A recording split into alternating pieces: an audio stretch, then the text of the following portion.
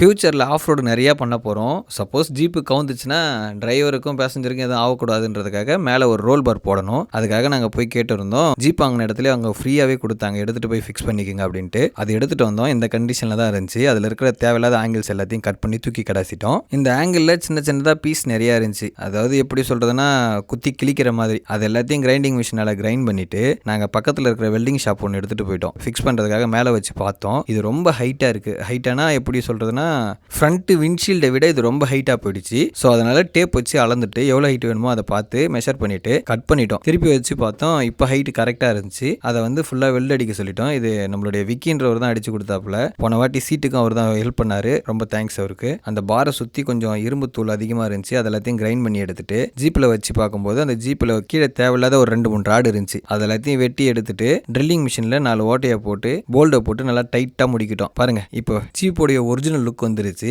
சீட்டும் கரெக்டாக ஃபிக்ஸ் ஆகிடுச்சு, பாரும் கரெக்டாக ஃபிக்ஸ் ஆகிடுச்சு. இதுக்கப்புறம் ஆஃப் ரோடு தான். பெயிண்ட் அடிக்கணும். இதுக்கப்புறம் டிங்கரிங் கிட்ட எடுத்துகிட்டு போகணும். எப்படி பார்த்தாலும் ஒரு 10 நாள் ஆகிடுன்னு நினைக்கிறேன். அதுக்கு முன்னாடி கொஞ்சம் வச்சு வண்டியை நல்லா ஓட்டிட்டு ஆசையை கொஞ்சம் தீர்த்துக்கலான்னு இருக்கும். சப்ஸ்கிரைப் பண்ணுங்கள், ஃபாலோ பண்ணுங்கள். தேங்க்யூ.